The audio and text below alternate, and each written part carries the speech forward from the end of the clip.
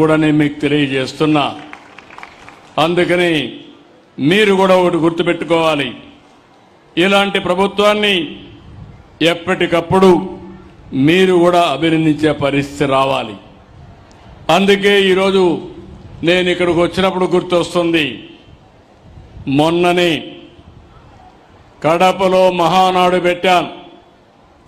మహానాడులో నేను ఒక మాట చెప్పాను, తొందరలోనే కడపకు స్టీల్ ప్లాంట్ పెట్టిస్తా, రాయలసీమ స్టీల్ ప్లాంట్ వస్తుందని చెప్పాను.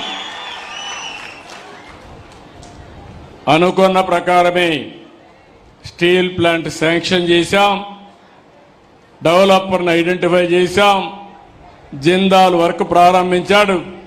నేను ఒకటే చెప్పాను, దాన్ని కూడా వీలైనంత తొందరలో చేయాలి. అది కూడా మీరు ఒకసారి చూస్తే రాబోయే రోజుల్లో 2028 డిసెంబర్ కంతా ఫేజ్ 1 పూర్తి చేయాలని చాలా స్పష్టంగా ఆదేశాలు ఇచ్చాను. ఈ ప్రాజెక్ట్ వస్తే ఈ యొక్క జమ్మల మడుగు, ఈ టౌన్ కానీ పరిసర ప్రాంతాలు కానీ చాలా అభివృద్ధి అవుతాయి. ఆటో పైలట్లో అభివృద్ధి అవుతుంది. మీరు ఒక్క విషయం గుర్తుపెట్టుకోవాలి, దేన్నైనా చెడగొట్టడం పడగొట్టడం చాలా సులభం.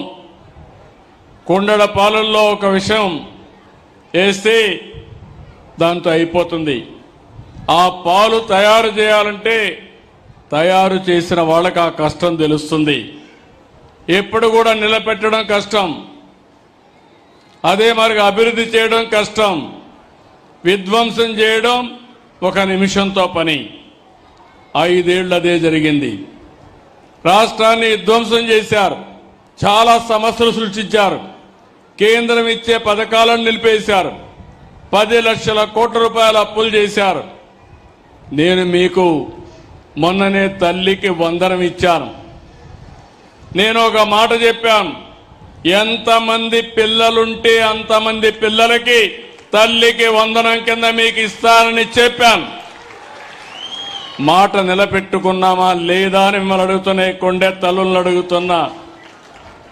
ఒకరికి కాదు, ఇద్దరుంటే ఇద్దరికి ఇచ్చాం, ముగ్గురుంటే ముగ్గురికి ఇచ్చాం, 7 మంది ఉంటే 7 మందికి ఇచ్చిన ఏకైక ప్రభుత్వం ఈ ప్రభుత్వం. అవునంటే చేలు పైకెత్తండి. దీనికంటే ఒక తృప్తి, పిల్లలు తల్లిదండ్రులకు భారం కాకూడదు. పిల్లలు లేకపోతే మనం ఏం చేయలేం. అందుకే పిల్లల్ని బాగా చదివించాలనే ఉద్దేశంతో ఒక పక్క పేద పిల్లల్ని చదివిస్తూనే వాళ్ళని ప్రోత్సహించడానికి తల్లికి వందనం కింద 15,000 రూపాయలు ఇచ్చామని చెప్పి కూడా నేను మీకు తెలియజేస్తున్నా. ఇప్పుడే నేను చెప్పినట్టు ఈ కడప జిల్లాలో స్టీల్ ప్లాంట్ వచ్చింది. గాలేరు నగిరి కడప వరకు తీసుకొస్తానని చాలా స్పష్టంగా చెప్పాను. తప్పకుండా ఈ సంవత్సరం ప్రారంభమై రాబోయే సంవత్సరానికి కడప వరకు గాలేరు నగిరి కాలువలు పూర్తి చేస్తాం. ఇంకో పక్కన జిందాల్ సంస్థ కూడా మొదటి దశ 4,500 కోట్లు, రెండో దశ 11,850 కోట్లతో ఈ ప్రాజెక్టు పూర్తవుతుంది.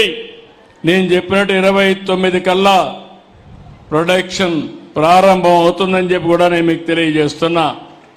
ఇక్కడి నుంచి నేరుగా మళ్ళీ గండికోటకు వెళ్తున్నా. గండికోట అంటే ఒక సుందరమైన ప్రదేశం, మామూలు కాదు. అమెరికాలో గ్రాండ్ కెనన్ ఉంది, ఇండియాలో గండికోట ఉంది. ఇది ఇండియాకే ఒక గ్రాండ్ కెనన్ మారిగా సుందరమైన ప్రదేశం. ఇది ప్రపంచంలో అతి సుందరమైన ప్రాంతాల్లో గండిపేట 10వ అని చెప్పి కూడా నేను మీకు తెలియజేస్తున్నా. దీన్ని ఒక ఆకర్షణీయమైన ప్రాంతంగా తయారు చేయడానికి, అదే మరి ఒక మంచి పర్యాటక కేంద్రంగా తయారు చేయడానికి 80 కోట్ల రూపాయలతో పనులు కూడా ప్రారంభిస్తున్నాం. అక్కడే కృష్ణదేవరాయలు విగ్రహం పెడతానని చెప్పాను. రేపు రాబోయే రోజుల్లో గండికోటలో కృష్ణదేవరాయల విగ్రహం కూడా పెట్టిస్తామని చెప్పి కూడా నేను మీకు తెలియజేస్తున్నా. ఈ కడపలో ఒక పక్క గండికోట, ఇంకో పక్క ఒంటిమిట్ట, మధ్యలో కడప దర్గా, ఈ మూడు గాని అనుసంధానం చేయగలిగితే ఒక బ్రహ్మాండమైనటువంటి పర్యాటక కేంద్రాలుగా, స్పిరిచువల్ హబ్గా తయారవుతుంది. ఈ పనులన్నీ చేస్తామని చెప్పి కూడా నేను మీకు తెలియజేస్తున్నా. ఇంకో పక్క ఇక్కడుండే మీ అందరికీ ఒక అవగాహన ఉండాలి. రాయలసీమ ఒకప్పుడు రాళ్ల సీమ అయిపోతుందని, ఎడారిగా మారిపోతుందని మాట్లాడుకున్నాం. అలాంటిది రాయలసీమ రాళ్ల సీమ కాదు, రతనాల సీమగా చేస్తామని చెప్పాం, చేసి చూపిస్తున్నామని చెప్పి కూడా నేను మీకు తెలియజేస్తున్నా. ఈరోజు ఈ ప్రాంతంలో కావాల్సింది నీళ్లు కావాలి. అందుకే మీరు ఒకసారి చూస్తే చరిత్రలో 40 ఏళ్లకు మునుపు ఒక మహానాయకుడు ఎన్టీ రామారావు గారు ఆలోచించిన విధానం,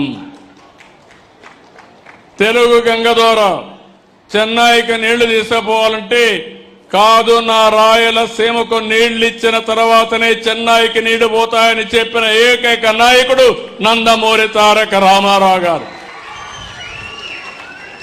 ఆయన ఆలోచనలో పుట్టిన ప్రాజెక్టే హంద్రి నీవా, తెలుగు గంగ, గాలేరు నగిరి, SRBC అని చెప్పి నేను మీకు తెలియజేస్తున్నా. అక్కడి నుంచి ప్రారంభమైనాయి. ఆ తర్వాత నేను అన్ని కూడా ఇచ్చేశాం. నిన్ననే హంద్రి నీవా ఈ ప్రభుత్వం వస్తానే పనులన్నీ ప్రారంభించి వెడల్పు చేసి లైనింగ్ చేసి దగ్గర 3,800 కోట్ల రూపాయలతో 3,900 క్యూసెక్స్ నీళ్లు మళ్లించడానికి ఈ సంవత్సరం అంతా పనిచేశాం. పనులన్నీ పూర్తవుతాయి. తొందరలోనే హంద్రి నీవా పూర్తి చేయడమే కాకుండా నీళ్లు అందించి అన్ని చెరువులు పూర్తి చేసి కుప్పానికి కూడా నీళ్లు తీసుకుపోయే కార్యక్రమానికి శ్రీకారం చుట్టాం. ఈరోజు మీరందరూ గుర్తుపెట్టుకోవాల్సింది, దీనివల్ల చాలా లాభం వస్తుంది. ఈరోజు గండికోట ఉంది. గండికోట ప్రాజెక్ట్ ఎవరు కట్టారంటే ఎన్టీ రామారావు గారే ప్రారంభించారు. దాన్ని పూర్తి చేసింది నేనే పూర్తి చేశా, ల్యాండ్ ఎక్విజిషన్ చేశాం, అన్ని పనులు చేసింది